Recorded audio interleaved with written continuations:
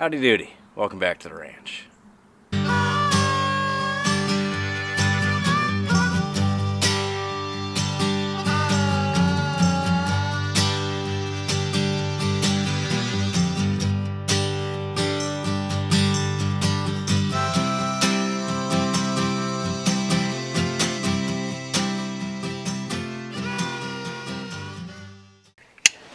Welcome everyone. If you don't know me, my name is Mick. If you don't know this truck, this is my new, to me, 2003 Dodge Ram 2500 with the 5.9 diesel in it.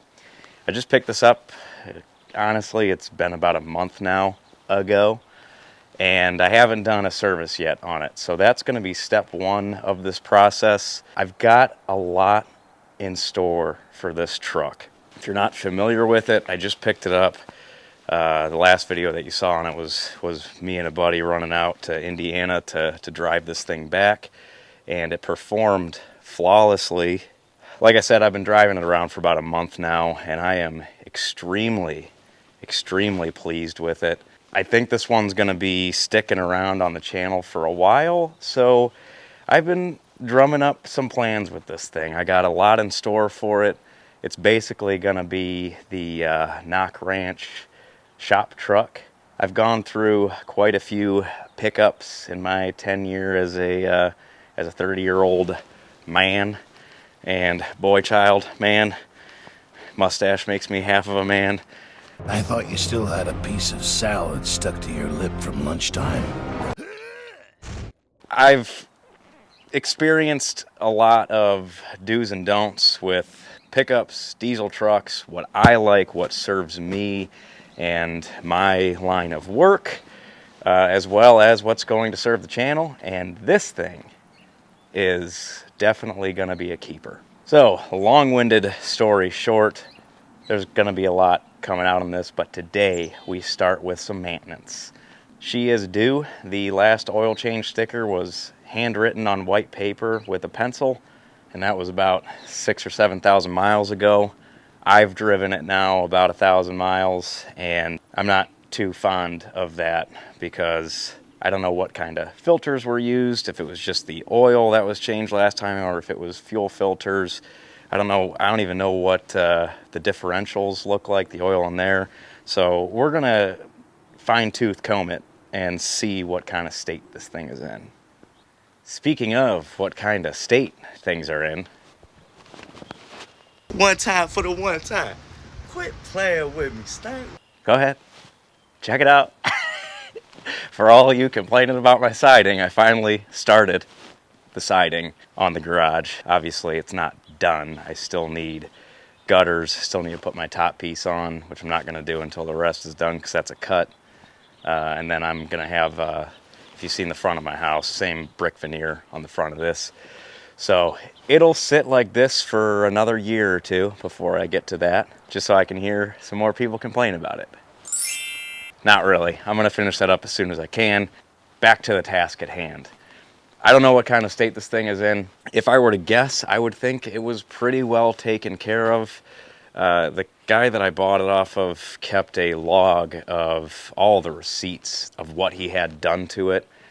Judging by the pencil markings for the mileage on the last oil change, I would guess that he did his own oil change, but pretty much everything else he had done by a professional shop. Professional, I would assume professional. So, like I said, it's been driving me nuts driving this thing for the past month without knowing what the oil's like. It was low when I bought it. I'm assuming maybe it uses some because it doesn't leak, which I guess is typical. It just rolled over to 200,000 miles. But more importantly, these 5.9 Cummins are notorious for injector issues. So you want to make sure that your fuel is nice and clean going into the injectors. I think for the future of this here vehicle in my ownership, it's probably going to get a some sort of fast system or whatever you call them, where there's a secondary fuel filter as well as a water separator, which will be a replacement to the normal paper filter and water separator that is stock on this vehicle. So Anyway, we're gonna do fuel filter. We're gonna get a new air filter in there. Haven't even checked that either, but I bought a new one just to be safe. And we're gonna get some good quality oil in this, as well as a good quality filter. So, without further ado, let's pop the hood. Hey, pop the hood. Pop the hood? Pop the hood. And start tearing into this thing. Pop the hood. That was satisfying. Mm-hmm.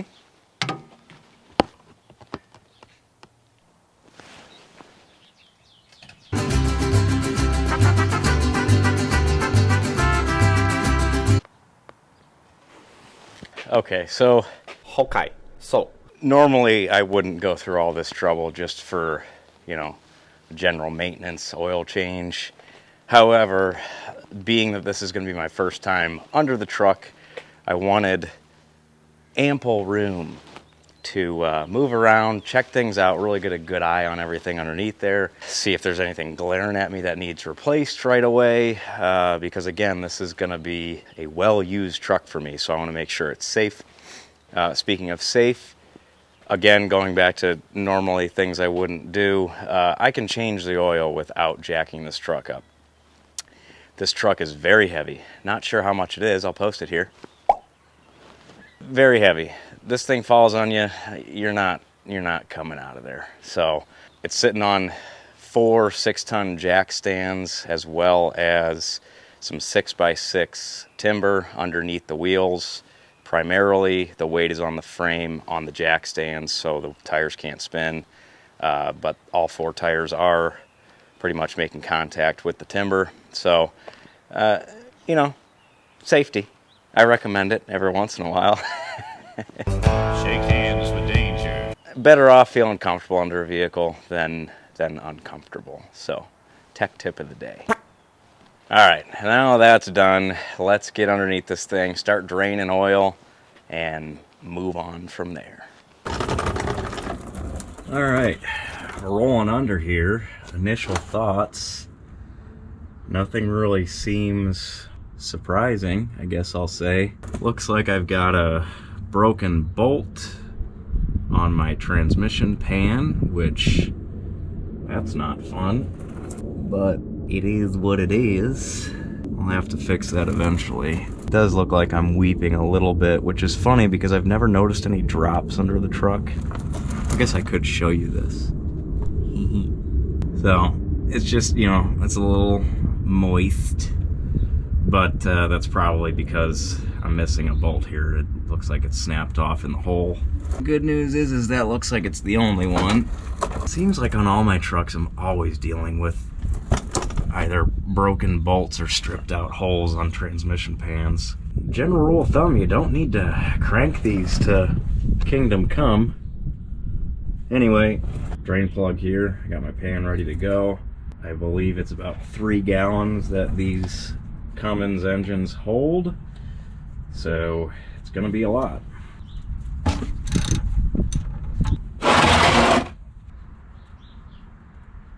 Ready?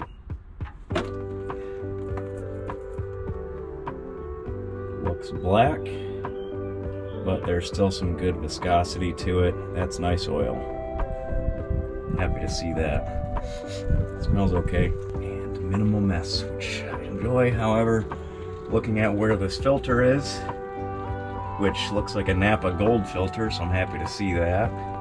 That's gonna be a mess. For sure.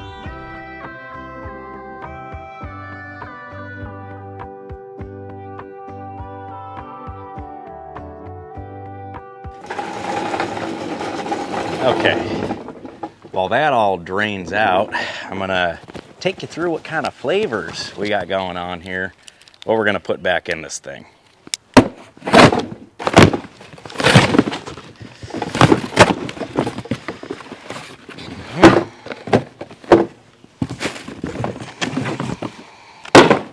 Okay, starting with the oil filter, these 5.9 diesels take the Wix 57620. This is the XP, which is like their race filter or whatever. It was cheaper than the regular wicks for whatever reason on Amazon this time. Supposedly it's a better filter, so I don't think it's necessary, especially for what I'm using this for. But if I'm going to get more quality for less dollar, I'm going to do it. Fuel filter, we got a Wix 33585XE. And again, this is just your regular paper element fuel filter. So I'll be throwing that in there. And then air filter. This is from Yanowu engine air filter, CA9401. No rhyme or reason why I got this one. It was reasonably priced and it could be here quick. And it's just an air filter. Don't be mad at me, but I don't really think it really much matters. It's a new air filter. I'm going to be better off than the one that I got in there.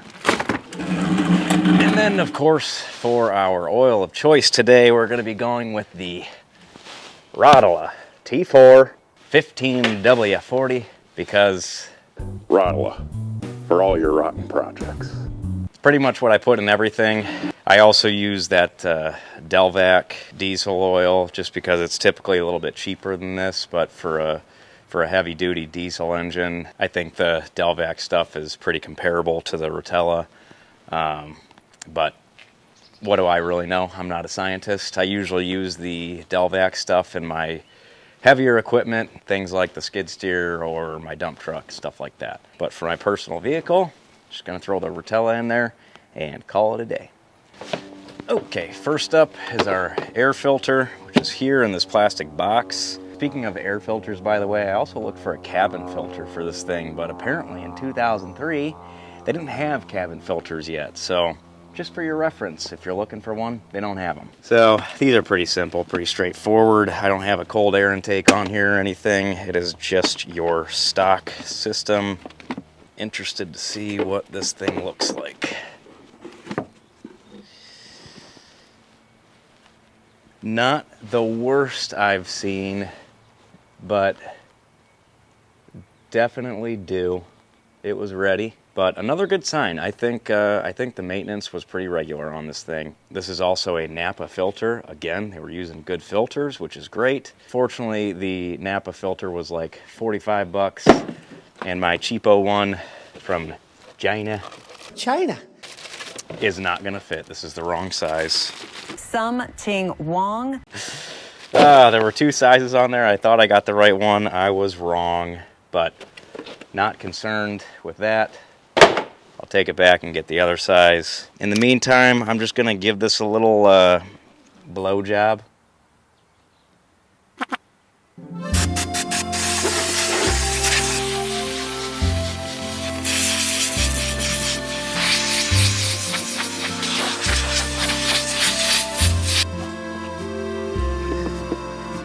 Not ideal, but temporary.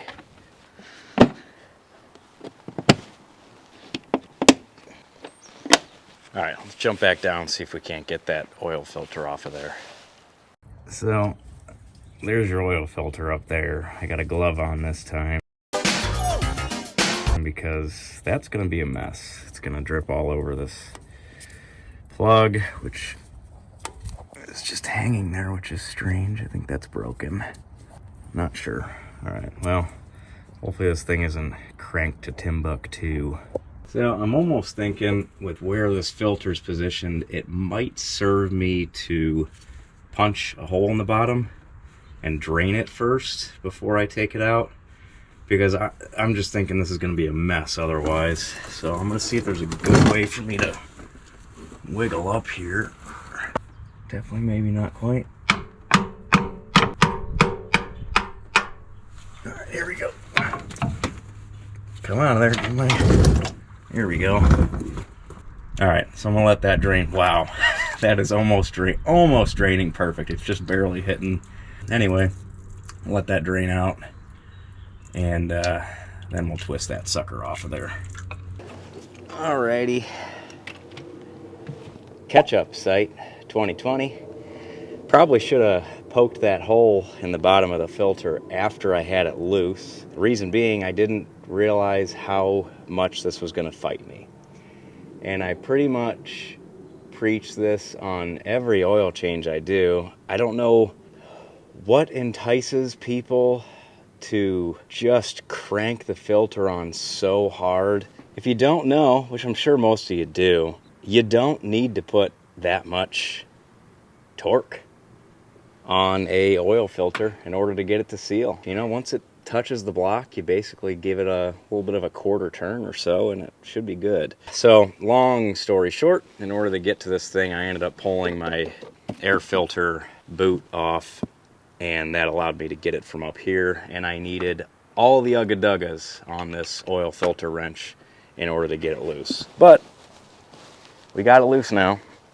The key is going to be not dropping it, which is going to be tough. Oil filters, for whatever reason, once that thread is off, they drop. Napa Gold 7620. So my part numbers do match up. So we'll recycle this one, pre-fill the new one, throw it on there from the top since I already got this taken apart. Okay, since I got my access from above, I'm just gonna replace the filter from above.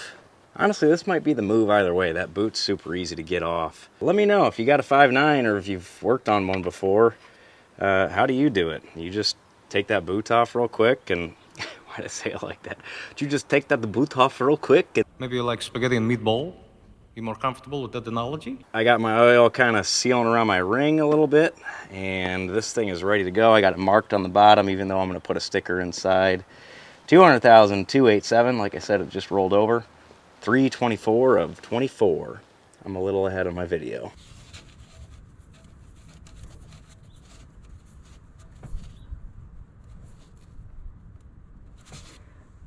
Okay, now that that's on, I got my boot back on, funnel's ready, and we got 3 gallons to fill up, so I'm going to go ahead and do that. Yes, I put the drain plug back in. So while I'm here, I guess I better check the trans fluid. Full and red, doesn't smell funny, so that looks just fine. I'll have to keep my eye on that with that leak down there. I am sure at some point I'm going to have to tend to that issue. Okay, at this point, just on the safe mark. So I'm going to just let this drain, probably start it up, check it again, see where I'm at, add from there till it's just right, and we should be good. So I'm going to throw this cap on for now. And the only other filter that we have left to put on is the fuel filter, so we can jump into that now. Okay, we are moving on to the fuel filter, which is in this canister here. I got a 1 1/8" socket. You can get a special socket for this that reaches and twists and turns, but this one will do. You just kind of position it right, and we're going to take this top off, see what we're left with. And I'm going to want to turn the water separator knob to drain it and see if I get any water in here. Okay. At first glance, I am happy I am changing this. Oh my goodness. Dirty. Very dirty. Okay, so my microphone obviously cut out in this clip, so I apologize. You gotta listen to the editor's commentary here, but all I'm saying here, pulling this fuel filter out, is you know, I'm pretty upset with the state of it. As I zoom in on the lid, you can see all the dirt and debris, all that crap particle that's coming out of it. So this one is well overdue for a change. Pretty upsetting to see, but we'll get a quality filter in there and cross our fingers and hope that it's all right. So should be fine. But anyway, back to your regular scheduled program. Just realized my mic wasn't on before, so you just experienced some quality voiceover. Hope it was okay-ish. At least I caught that now. Alright, so I'm going to go ahead and take this filter off, which is just a series of tabs around here, so it should just kind of pop out of here. Yep, and I think there's also, yeah, a little O-ring to seal it, which we should get a replacement one. We sure do. This filter is an FF758DL, different than this one, made in China. China? However, it does look to be the same size. Not sure on the brand, but we're gonna put a wicks in it. Get our old O-ring off of here. And put our new one on.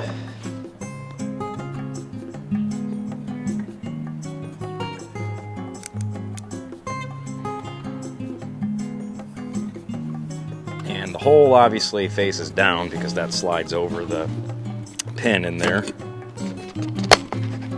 So that's set to go. Leave that sit for now while I clean up the canister. Looking down in that canister there, it looks very dirty, unfortunately, but I'm gonna grab this tab down here if I can reach, see if I can't spot some water coming out. It looks like fuel, looks like good fuel. I'm gonna let that drain. Hopefully I'm hitting the bucket down there. I think I am. Let that drain out, we'll clean out the canister and move on from there.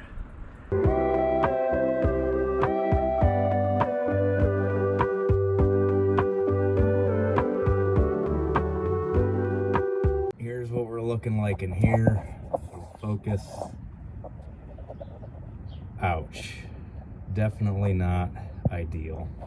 So I'm just gonna take some nice clean paper towels. I say clean as that looks dirty. It's just fuel from my hand. Anyway, I'm gonna do my best to kind of wipe this down. I'm really disappointed, to be honest. This sucks, but I'm glad that I'm replacing the filter now. All right, it's coming clean, but I think I'm gonna flip on my key just to see how my flow is since I got this open with the fuel pump. In doing that, I should be able to get more fuel in here to kind of rinse her down and give her another wipe down.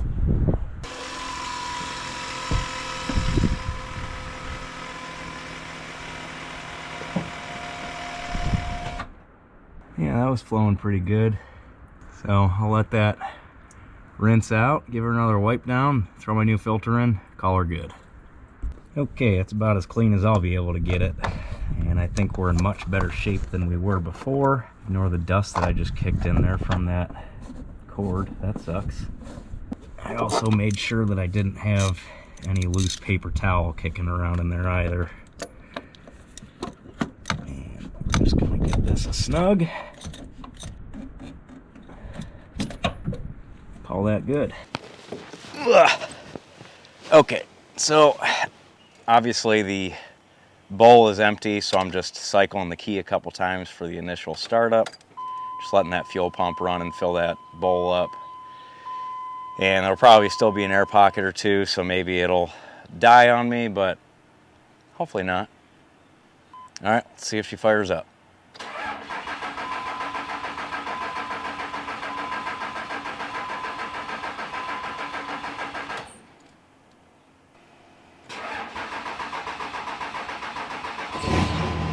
There we go. Off camera, it took me like 2 more cranking cycles before it fired up.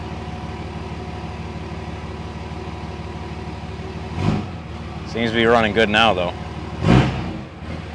God, this thing sounds good.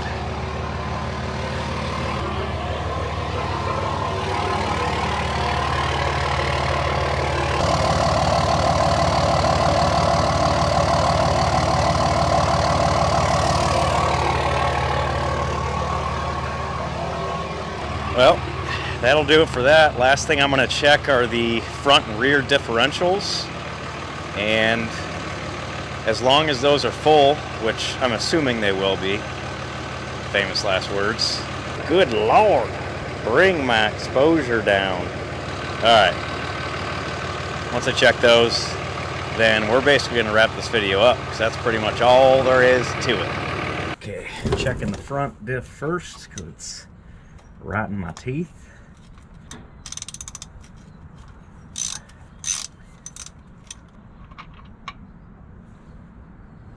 Oh yeah, full, Smells great. Doesn't look too contaminated. A+.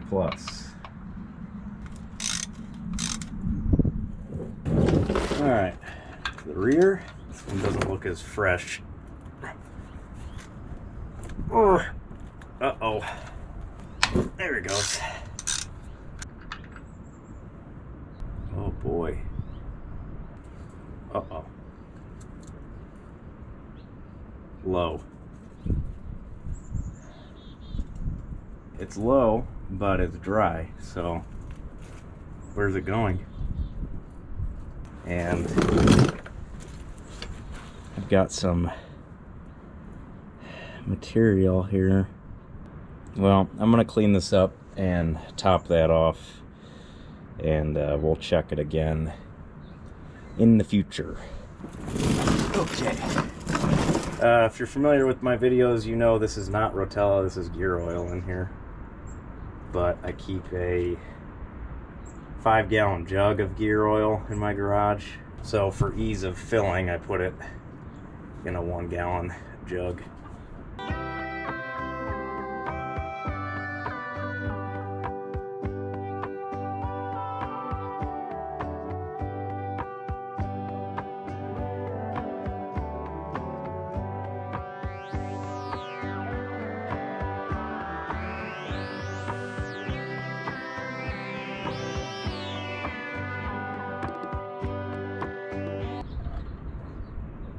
That was very, very low. Uncomfortably low. Oh boy. Uh-oh. Uh-oh. Michael, what are you doing? Well, I put about 3 quarts in there, which is a little nerve-wracking. I cleaned up my plug, got that all looking nice and pretty. So I'm gonna plug this and see how it goes. I mean, it's driving fine, so not sure what to think about that. I'll drive it a couple 100 miles maybe, pull that plug, see how it's looking, because that is definitely not a good thing to see. But at least we caught it now before anything catastrophic happened. All right, I think that'll just about wrap this one up. Not too shabby. I was a little disappointed on the state of the fuel filter. It makes me a little nervous for my injectors. I did ask the previous owner about the injectors, to see if he replaced them during his ownership, which was for quite some time. I think he had it for about 5 years or so.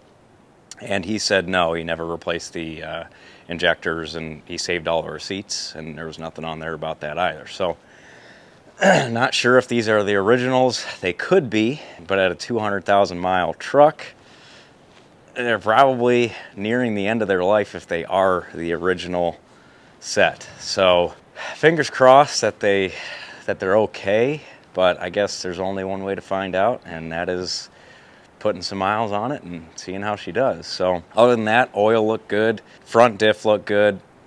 A little nerve-wracking on the rear. I forgot about that. That's another thing that I'm a little concerned about. You know, big chunk of metal shavings on that magnet. So another thing we're gonna have to keep our eye on. But these are the things that you get when you get a high mileage vehicle, used vehicle. You're gonna get the gremlins creeping up, especially the general maintenance things that just aren't, you know, for most people, it's not at the front of their mind as far as replacing it.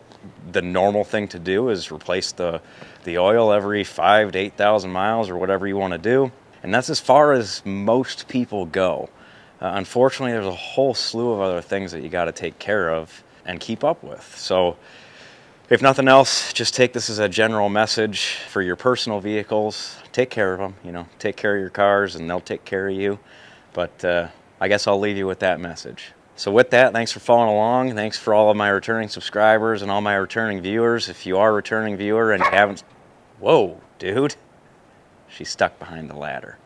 If you do follow along and you aren't subscribed to the channel yet, please do. I'm on Instagram, the TikTokies, Facebook, all that as well. So with that, I will see you all in the next one. Don't worry, We got a lot coming up with this thing and a lot more projects to work on. So stay tuned, but always remember, don't be afraid to grab that wrench, get after it yourself. We'll see you on the next one.